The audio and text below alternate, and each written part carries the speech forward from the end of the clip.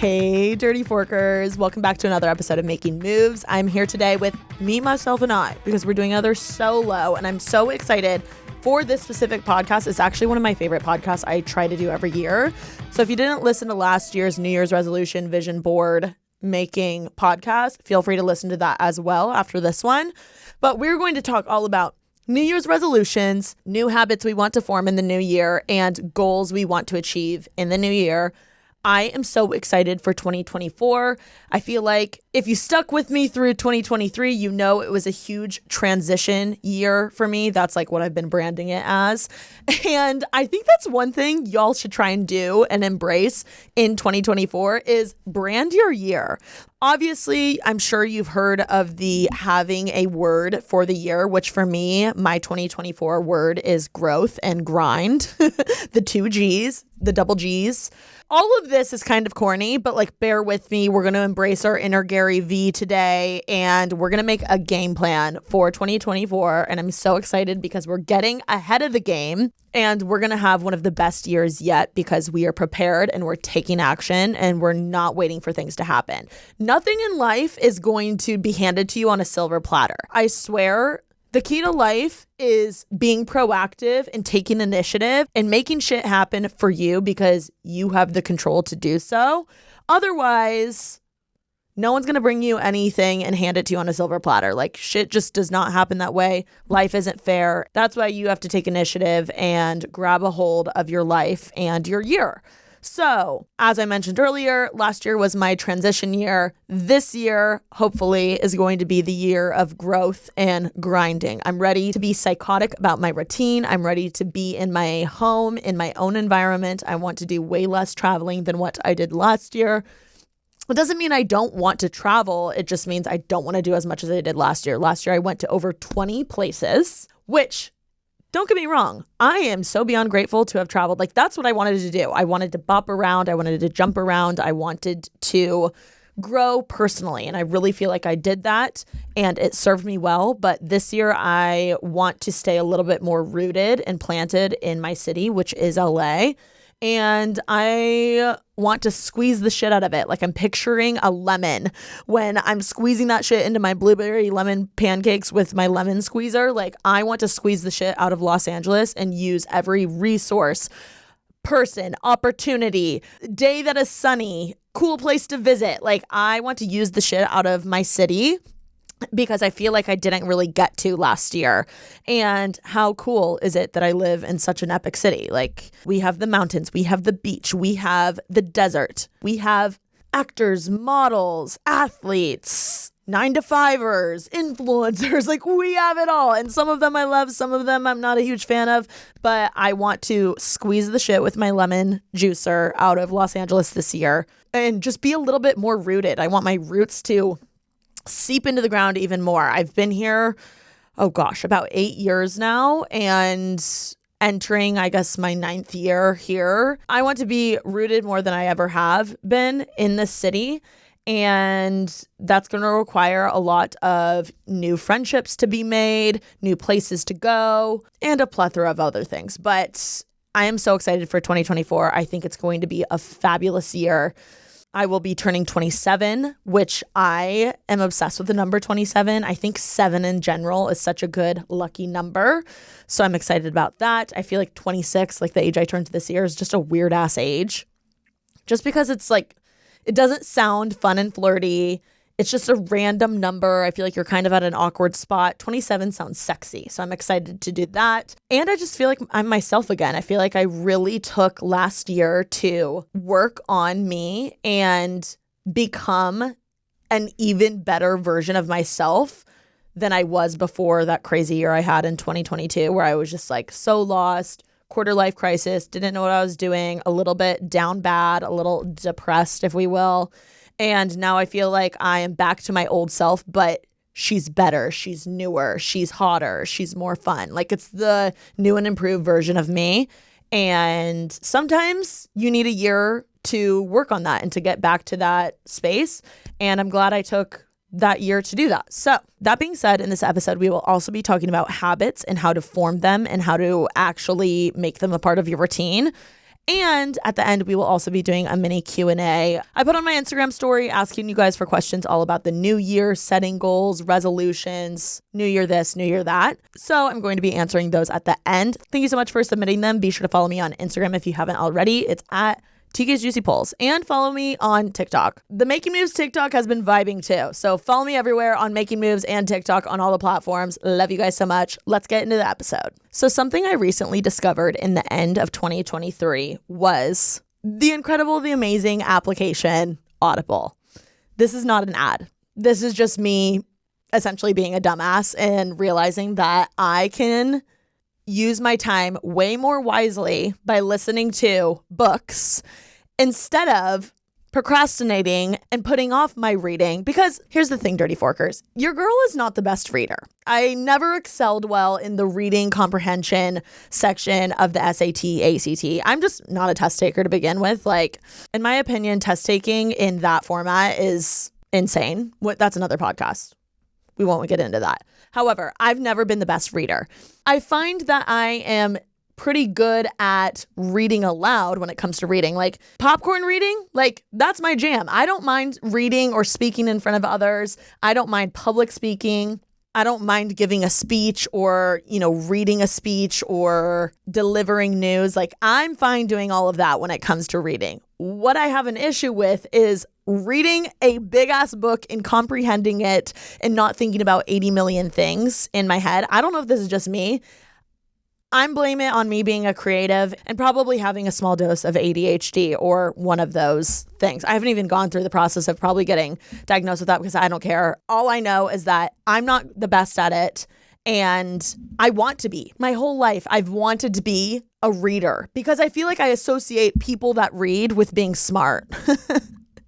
Like, I'm like, oh, they read a lot. They must be really smart, which they probably are. But it doesn't mean I'm not smart because I'm not the best reader or I don't enjoy it that well. You know what I am good at, though? Listening.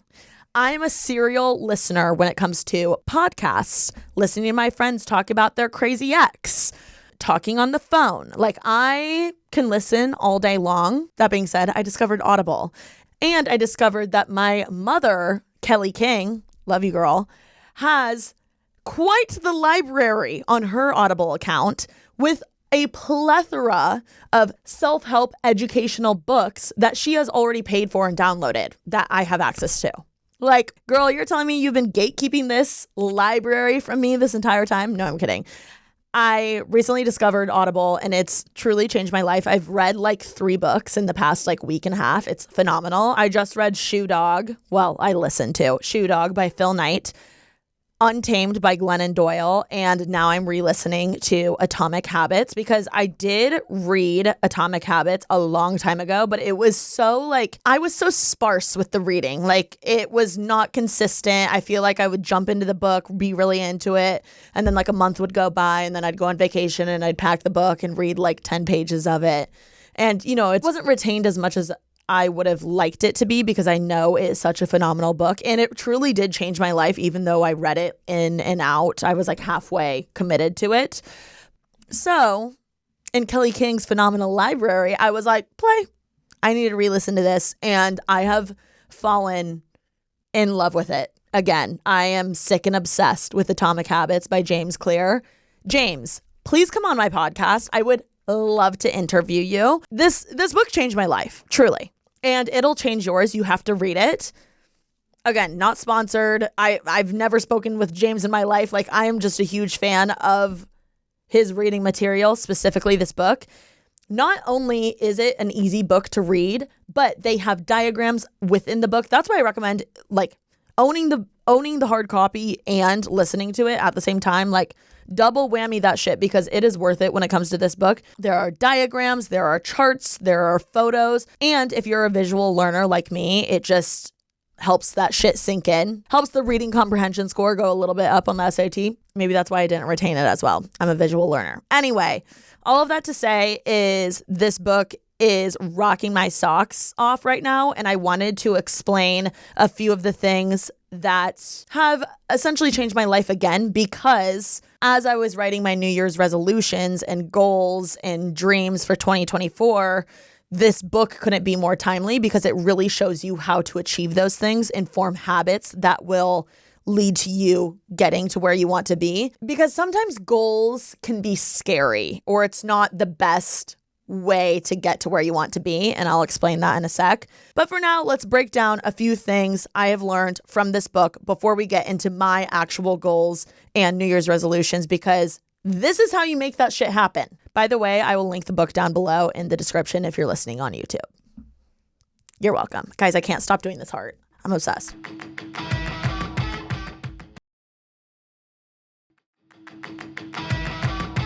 The first thing that resonated with me that James Clear said when it comes to forming a habit is think about it this way. All you have to do is get 1% better every single day. It's not asking you to change your entire routine or reach your goal within 10 days. All it's saying is get 1% better each day. So what I immediately thought of when I was like, okay, I just want to get 1% better each day is waking up early. I use this mindset all the time when I'm not in a solid routine and I find myself sleeping in and staying up late, and it's just not a good vibe in the juice box. So when it comes to waking up early, it can be really hard sometimes. If you're like me, you sometimes fall into the habit of setting like 22 alarms, snoozing all of them until the last one you didn't expect to use. You thought you would already be up and at 'em. But like the reality is deep down, you knew you were going to sleep into the last alarm. That's why you set it. If you are right now waking up at, let's say, 9 a.m. and you want to be one of those people that wakes up at 6 a.m., instead of setting your alarm for 6 a.m. tomorrow morning, when right now you're waking up at 9 a.m., just do 1% better than what you're doing currently.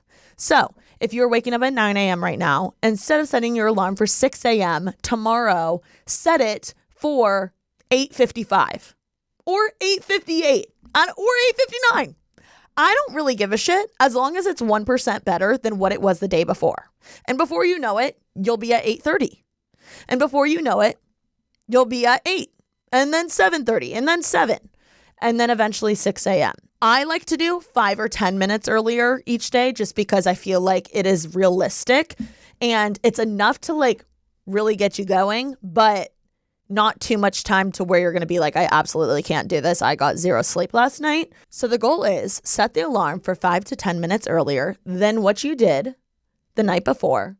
And before you know it, in a week, you'll be waking up way earlier than what you once were. And it's realistic. Like it's a little bit more than 1%, but it's 1% better each day.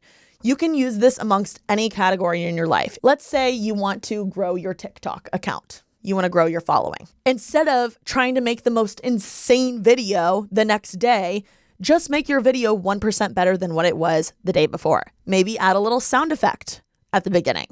Maybe add text. Maybe start tagging your favorite brands that you're using in the video.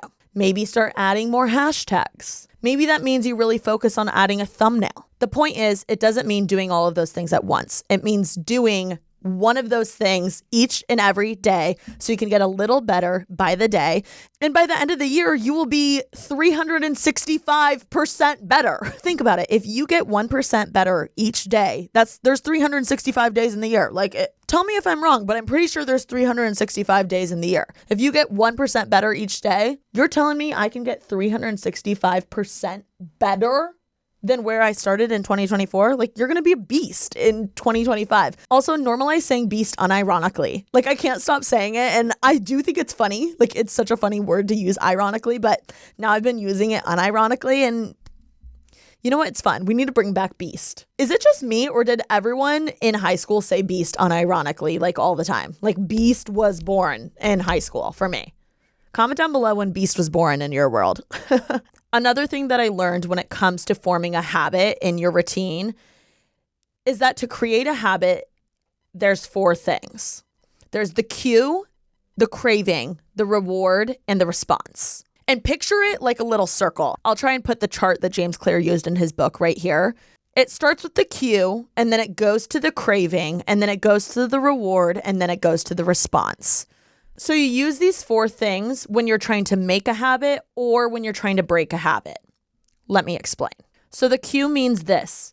It triggers the brain to initiate the behavior. This is all from James Clear, by the way. The craving is the motivational force behind every single habit. The reward is the end goal of every habit. And the response is the actual habit. For example, let's say you're trying to form the habit of going to the gym every morning. The cue in this case would be seeing your workout clothes or seeing your workout shoes, or maybe it's your Apple Watch or your water bottle, whatever it is that triggers that cue to, oh, I should get my ass to the gym. That's the cue. The craving would be to get in better shape or wanting to be more fit. Then the response would be actually going to the gym and walking on the treadmill or whatever it is in your gym world, whether it's a workout class, walking on the treadmill, lifting weights, doing Pilates, I don't care. And then the reward would be the feeling you get after going to the gym. You feel accomplished, you feel more mentally clear, you have that good dopamine, serotonin afterwards. I mean, the reward for me going to the gym is I genuinely feel better than other people. I'm going to be super real right now. When I wake up early and go to the gym first thing in the morning, I feel like I'm on top of the world. I feel better than everyone that didn't. And you know what? If that's your reward, if that's what makes you get your ass up and go, and that's what makes you happy, then by all means, feel better than me when I don't go. And it's not one of those things where I actually feel better than people, but like in that moment, I feel on top of the world. And there's nothing wrong with that, you know? Another thing that James mentions in Atomic Habits that really resonated with me is to be violently specific about the cues to your habits in your life. For example, I sometimes struggle with putting my dishes away right away.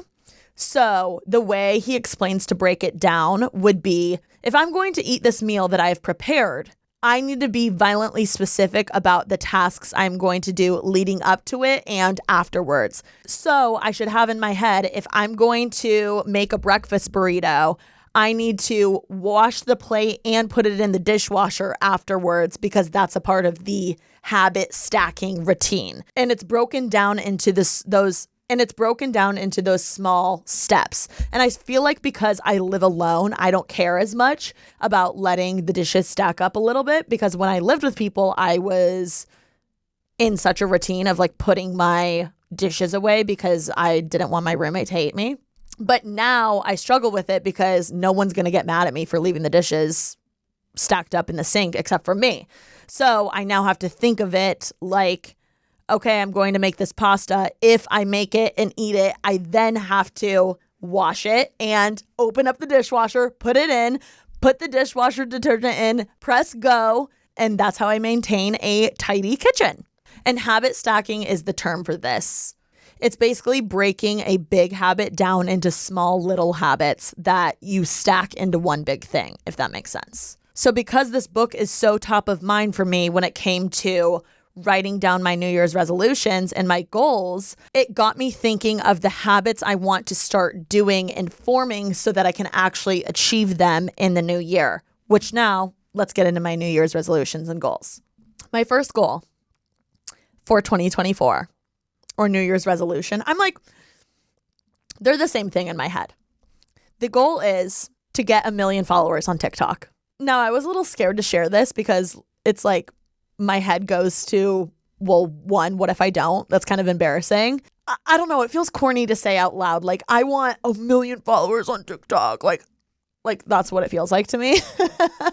But you know what? I refuse to read or retain any hatery comments when it comes to my goals and my dreams, because to be frank, I don't really give a fork what anyone thinks except for me. And if you're going to judge or hate on my New Year's resolutions and goals, then maybe you should sit down and write in your goal list to not be a judgy loser. Anyway, 1 million on TikTok. The reason I want 1 million on TikTok is because 1, I feel like I can actually do it in a year. 2, I'm obsessed with the platform right now. It's my favorite one other than YouTube, but I feel like I've been off my YouTube grind and it just feels more realistic for me to achieve. 3, it is way more easy for me to edit and upload on that platform. And I feel like it's just way easier to grow. Like, the algorithm is in your favor on TikTok. I feel like right now it's a little sus, but overall, the fact that my video can go on someone's random For You page is a huge win. Versus on YouTube, it's not like my videos are reaching like the trending page where people are going through constantly.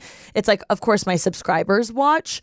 But with TikTok, the For You page is in your favor and it's for other people to see who are not in your normal following. That's why there is a following tab and a For You tab. And I ultimately think it'll be good for my career. The more followers I have means the more views I hopefully will have, which means the more opportunities I can get, the more brand deals I can get, the higher my rate goes up, the more access I have to important people or other creators, and the more eyes I have on me, the better. Like even for this podcast, like, I mean, this is literally my job, is to grow on social media. But this specific goal, 1 million on TikTok, has never been an actual goal I've like written down and put on my vision board. And I don't have this specific goal for any other platform. Specifically, TikTok is where I would love to grow.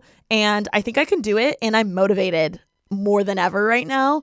And like I said, my 2 words for the year are growth and grind. And those are the 2 things I will be doing this year. So 1 million on TikTok just makes sense. And if you're not following me on TikTok yet, I mean, may as well. Open up the app. Give me a follow. Love you. And comment down below if you follow me because I love you so much and I will be responding to that comment. Okay, next resolution / goal is to host 5 or more gigs. So this is another thing that I try to do when I'm manifesting or writing down my goals or my visions for the year is I like to write down blank or more. So in this case, 5 or more hosting gigs. For example, this could be me hosting on a red carpet. This could be me hosting at an award show, me hosting on a network television show. Literally anything that has to do with hosting, like even it can be like a live event as well. It doesn't matter. I would like to do 5 or more gigs this year because I really want to be like a full-time host. I would love for that to be my full-time job. So I feel like 5 is a realistic goal, especially because like last year, I feel like I did about 5 hosting gigs, but that was all with one like platform. That was like all with TikTok. So this year I would like to do 5 hosting gigs with like different avenues, like maybe one with TikTok, one that's a red carpet thing, one that's with a network, and one with like the NFL or something like that. I would literally scream, cry, and throw up if I got the opportunity to work with the NFL or like Prime Video, Thursday Night Football, something like that. So yeah, we're manifesting that. I also have on here, in addition to the 5 hosting gigs, is do a red carpet hosting event. I have never hosted anything on the red carpet before. I've walked red carpets before. And every time I'm walking, I'm like, why am I walking? I should be hosting this. Like I should be doing the silly little interviews with all of these celebrities and influencers. Like I know I would thrive at that. I'm confident I would be good at it and it would be fun. And I don't know. I just need a network or someone to hit me up. So if you're watching this and you think I would be good for the job, please hit me up. My manager and agent's email is in my bio on Instagram. I also have network TV show host. We'll see. I'm just putting it out there. I don't care. Next goal is go on way more dates and make actual time for dating. So I feel like the goal for this should be at least 1 first date a month. I feel like I was trying to think of how many dates I went on this year. Probably it was around 12, but not first dates. Like there was a while where I was going on a date with like the same guy. So I don't really count that. I probably went on like, I don't know, 5 or 6 first dates, which is just like not enough. I want to go on way more. I feel like I just constantly am making excuses for dating and it's just like never going to be a good time. I'm always going to get busier and I don't want to be 35 and be single. Like I really want to have a family and I know it's hard to do in this industry, but I'm confident that I can do it if I take the time now. So it always goes back to Hinge. I wish Hinge would sponsor this podcast. Like the amount of times I shout out Hinge, whether it's good or bad, like it's mostly bad. My experiences, but it would be great if they sponsored me. Maybe it would make my experience on Hinge a little better. I just wish they would take away the rose feature. And I think they're gatekeeping the good guys only in the rose feature. Like, can you please put the rose candidates in the normal thing? I don't want to give someone a rose. Anyway, that being said, maybe I'll just normalize giving roses now. I'm just tossing out roses in 2024. We'll see. That's where the only like hot guys are, I swear. In 2024, I want to get into the best shape of my life. I feel like the last time I was in the best shape of my life, I was a competitive gymnast, which like that makes sense. But I feel like this last year I really got back on like the workout train, and I fell in love with the actual act of working out and like trying to get more fit and trying to get stronger, and like the whole concept of getting my ass to a workout class or the gym or even going to Venice Run Club, like those were huge wins in my eyes for 2023. But in 2024, I want to be in like incredible shape. I want to push my body to a limit where I never have when it comes to getting fit. Like I want to be able to do hella pull-ups and hella push-ups and be able to run really far. Like another thing I have on here is run a half marathon. I've always wanted to do it, and I really think I can. I'm just nervous to say it out loud, and I'm nervous to start the training process, but I need you Dirty Forkers to hold me accountable. Going along with the fitness goals, complete 75 hard, period. I feel like last year that was something I wanted to do, but then I got strep throat twice in a row and it really rocked my world. And then I ended up doing 75 medium because I went to the Taylor Swift concert with a boy and I wanted to have a drink. I had several drinks that night. Anyway, all that to say is it started hard and then it went to medium and then it kind of went to soft. And this year I want it to be hard the whole way through, 75 hard. And I think I'm going to start it probably January 1. I'm not exactly sure. So follow me on TikTok or Instagram because you'll see I will be documenting it. And when I do 75 hard, I would love to upload a daily vlog about it. So I'm excited for that. I'm going to fly through some of these. Consistently put quality ass content on TikTok. Try new things in LA. Like I mentioned earlier, I really want to be more rooted in the city and I want to try new things in the city. I want to go to new restaurants. I want to expand my bubble even more. Last year, that was a huge goal of mine, was to get out of my bubble. And I really feel like I did that. I am so proud of myself. Let's like reflect a little bit about the people I've expanded my bubble to, like new people that have been brought into my life this year that I'm excited about. My friend Margaret, who is from DC, she's actually moving back to LA in January. I'm so freaking excited. I basically met her in Italy. Like she was one of the girls, those girls that I went to Italy with, like I'm not kidding you, like changed my life in a way. Sarah, who owns Ron Rebellious, the other Sarah, Liza, Margaret. Those girls, love them with my whole heart. Like I feel like they're going to be lifers in my life. They're just like a whole new group of girls that I have.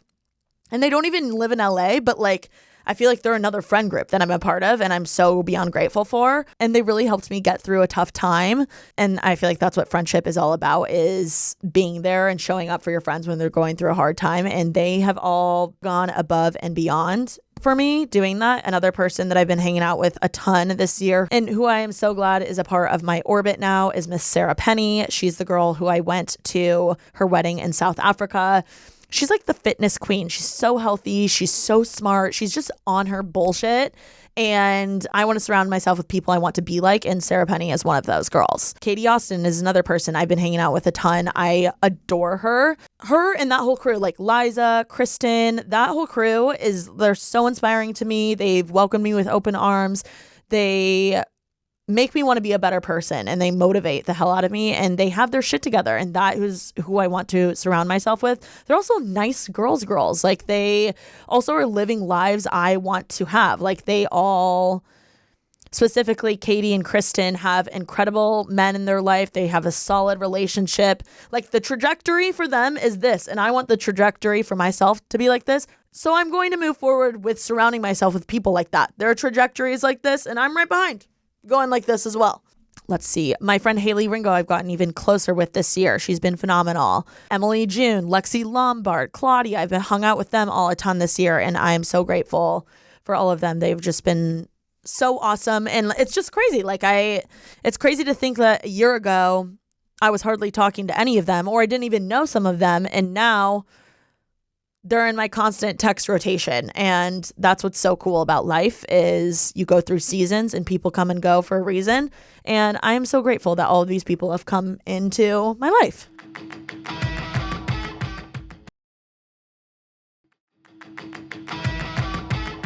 Oh my gosh, I cannot believe I almost forgot about this. You guys, when I went home for Thanksgiving, I don't know why, I just had this little thing in my heart and soul. Like I had this want to get my kindergarten besties back together.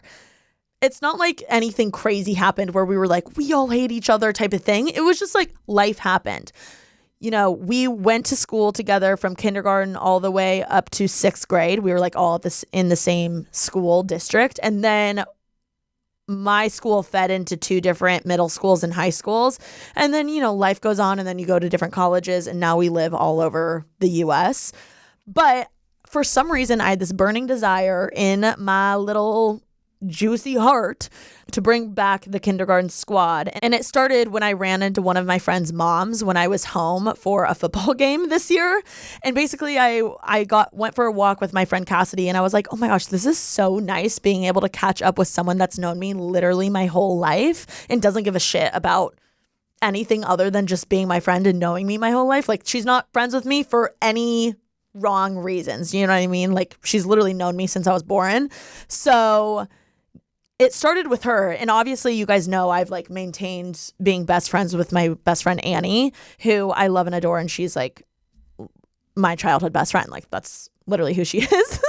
But Annie was in this kindergarten group and I was like talking to her and I was like, I feel like Kris Jenner right now. I'm like, what would happen if we just called Taylor up? That's how I felt getting my kindergarten friends together. So I texted all my besties in a group chat. I texted Cassidy, I texted Sari, I texted Anna, I texted Annie, and I was like, hey, girly pops. I said, hey, Binford baddies, because that's the school we went to. And I was like, hey, Binford baddies, is anyone going home for Thanksgiving? Let me know if you guys want to grab a coffee. And everyone was so excited and was like, holy shit, like, hell yes, would love to meet up. Like, this is awesome. I'm free this day. I'm not free this day. Long story short, I ended up being able to meet with 2 of them. But when I go home for Christmas, I'm meeting up with all of them. And I'm so freaking excited. And there's nothing like reminiscing or being around someone that's known you your whole life, because it's so cool seeing them grow up and like be who I thought they would be. Like when we were little kids, or being the complete opposite. But it's crazy. Like most of them, I'm like, you are exactly where I thought you would be, but like bigger and better.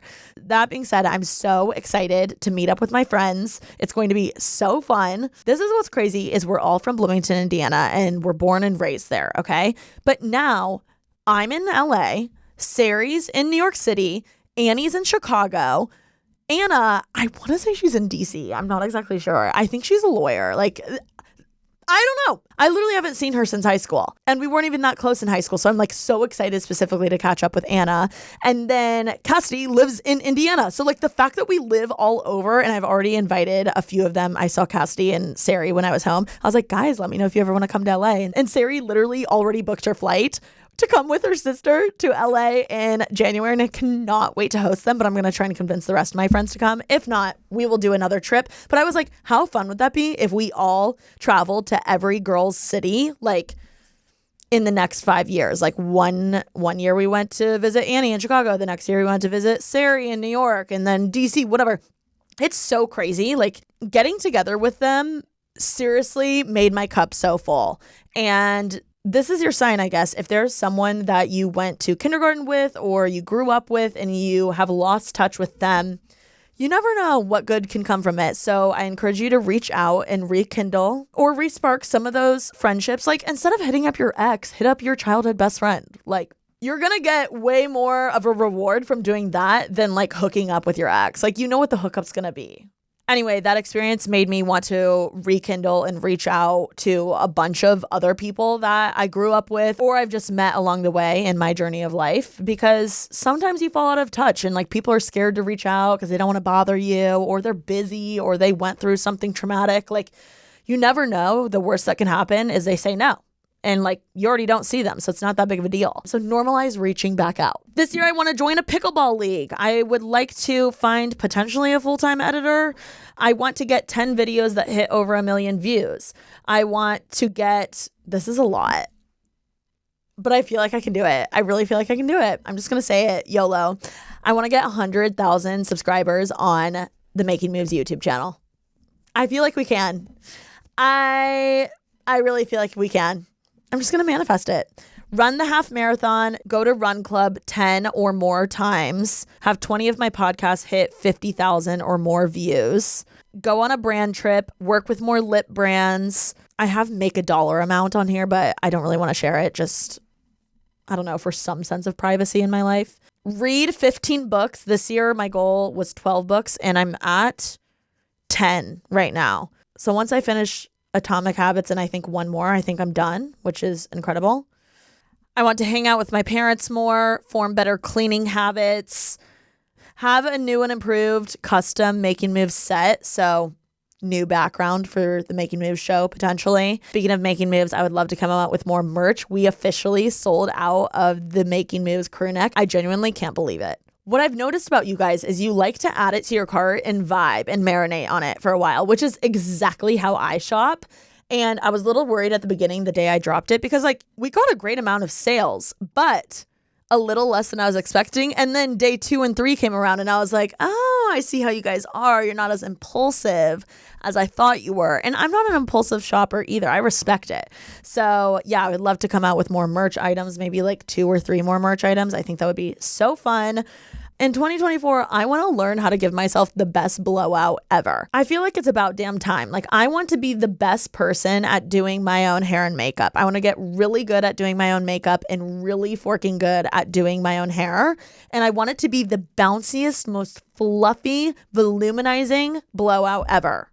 I just haven't mastered it yet. So just watch 2025. I'm going to have the best hair. Hair campaign coming in hot. Maybe we'll add that to the list. Hair campaign. I'm typing it. Hair campaign. In 2024, I want to go to a fashion show. I went to fashion school. I'm a fashion girly. Would love to go to a fashion show. IRL. 2024, boyfriend? Question mark. I'm waiting for you. I'm waiting for y'all to bring me one. Someone set me up. I'm ready to be cuffed. I really think I am. I want to cook and bake more. I feel like I did a lot of cooking this year. I want to be more psycho about cooking and baking this year. I think it's fun. And how cute is it to bake something and then just like give it to your friends? Be like, I made this for you.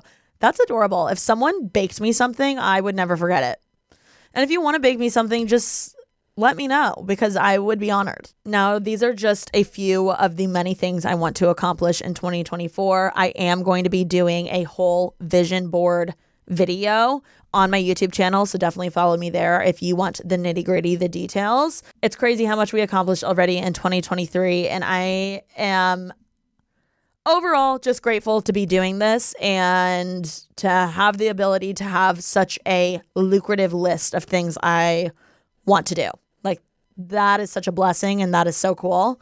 And I'm really forking excited for 2024. I'm ready to grow. I'm ready to grind. I'm ready to put in the motherforking work.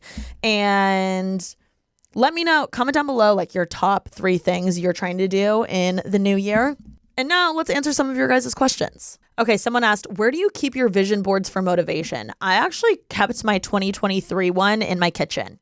It was like in a wall kind of behind my Keurig. It wasn't like it was plastered on the wall. It was like hidden enough so it wasn't distracting, but it was there enough for me to see every day and kind of remind myself like, hello, this is what you want to do, is what you're doing today, working towards that type of thing. I also, if you feel like it, am a fan of protecting your peace and not showing your vision board to anyone. Like, obviously, I make a video on my vision board, so I don't mind. But if you want to protect your peace and not show it to anyone and like silently do the work, like do your thing, 21, do your thing. I don't care, whatever works best for you. As long as you can see it, though. How do you keep track of your goals and make sure you're making progress? Well, it's Alexandria Nicole. Thank you for asking. I kind of keep track of my goals by constantly checking in. I feel like check-ins with anything are good to do once a month, especially every 6 months or every quarter of the year. I did a vision board check-in last year about halfway through the year, and I felt like that was really good for me and my goals and like just setting future goals as I wrapped up the year. So I think just having check-in specifically once a month or at the least once a quarter is really necessary, and it helps you like readjust and pivot if you want, because sometimes you decide you want new goals along the way. So it allows you to have the space to create them when you plan those check-ins. What's one of your random goals for the new year that doesn't fit into one of the normal categories? Probably I would say the getting really good at doing a blowout on myself. That question was by Lindsay Powell. Next question is from Emma Murray. How to stick with your goals? Honestly, by planning the check-ins or by finding a friend to hold you accountable for the check-ins. So be like, hey, so-and-so, your bestie, your mom, your motivational friend, whatever it is, have them check in the first of every month or whatever the case is. Just have them put it in their calendar and hold you accountable. And if you don't have a friend that'll do that for you, maybe make a goal to find a friend that will. Olivia wants to know how to get the physical motivation to put your goals into action. Honestly, this is going to sound very Gary Vee-like, but motivation is hardly ever there. Like, you really have to focus on the word discipline and the why you're doing it. So I think really stay focused on like the end result and the ultimate why you're doing this to get to the goal versus waiting for motivation to happen, because it hardly ever happens. And when it does, it's a treat. Chase wants to know finance and how do I stick with it? I'm over feeling so stuck. I assume this has to do with having financial freedom to some aspect. I think the goal is to save a tiny bit every day or every month. The goal is to get 1% better each day. So if every day you can put $1 into a savings account or a jar or whatever the case is, like just try and grow a little bit over time versus like all of a sudden putting 20K into a savings account. Like that's super unrealistic. You'll be so shocked by how much money you will have by just putting a little bit away each month. I use the feature on my bank where it's like anytime I get a deposit of a certain amount of money, like 20% of it goes into my savings account. So I would try and use that feature as well if I were you. Nicolina wants to know how to stick to your goal the whole year and not just the beginning. Sorry if I mispronounced your name. Same thing. Find a friend that'll hold you accountable. Have the vision board in your sights so you can like constantly see it and check back in. Plan scheduled check-ins for yourself to reevaluate and pivot and do all the things. Check-ins. Check-ins are your friend. Plan the check-ins and actually do them. Is making your bed every day a good goal? Do you think it's worth putting on the list? Absolutely. Making my bed is one of those things that makes me feel better than other people. Just do it. It makes you feel incredible. Like, why not, you know? Like, I could be feeling so off and just making my bed makes me feel better about myself. I think that's the universal thing about making your bed is it just makes you feel better about yourself, and it makes you going to bed feel better about yourself as well. It's like, I'm getting into a freshly made bed. And I really had to train myself to make my bed. Honestly, vlogging helped me a lot. I was like, okay, I need to make my bed because I want to vlog and I want to look like clean girl aesthetic. But if you're not a vlogger, I would just try and make your bed like 3 times a week, and then the next week do 4 times a week or something. Don't do a crazy goal yet. List of travel spots you want to check out. I really want to explore more of the south of France and like the coast there. I really want to go to Switzerland. I really want to go to Iceland. I really want to go to Australia. I've always wanted to go to Australia or New Zealand. I've always wanted to go to Alaska. Where else do I want to go? Lake Tahoe, Jackson Hole, Wyoming. I really want to go to New York City this year. I haven't been in forever, and I feel like it would just really be good for work. I've never been to St. Bart's. I've always wanted to go there. I want to go back to South Africa. That was like the best trip of my life. Do you do vision boards or lists? How do you stay on task with your goal? Honestly, I do both. I do vision board and a list. I do everything. Do it all. Or do what's best for you. If you're more of a visual learner, by all means, do a vision board. Sometimes people like to do vision boards that are like just on their computer too. Like they like to make it their background, or they like to do it in Canva or Photoshop. I don't like doing that. I personally like to print off the pages, cut it out, and do the whole 9. Like, I like to collage that shit. I like to have the physical copy in my hand, and I like it to be like a craft. So just do whatever excites you. Like, don't do what everyone's doing. Do what excites you and what makes you excited and motivated. How do I stay motivated after my 9 to 5 to pursue my actual passions? That is a great question. Like I said earlier, motivation is something you can't rely on. You have to rely on discipline. I would say make really, really small goals that are easy to attain and achieve, because the second you hit a small goal, it like gives you that motivation, that fire to start on the next one. So I would say definitely do that. And don't be afraid. Don't run yourself ragged. I think make sure you schedule time for self-care or for social things. Like, don't get me wrong. I think especially in your 20s, like Kim K said, like you got to get your forking ass up and work, and it's grind time, baby. Like, you're never going to get any younger. You have more energy than you ever will have. So use that to your advantage. Do the grinding, like stay up late, like do what you have to do, get up early. But I think it's important to not get burnt out, and how to avoid burnout is by allocating time for you to do self-care and things that make you happy or things that keep you going, and taking time off. I think making a solid schedule that includes all of those things is very helpful.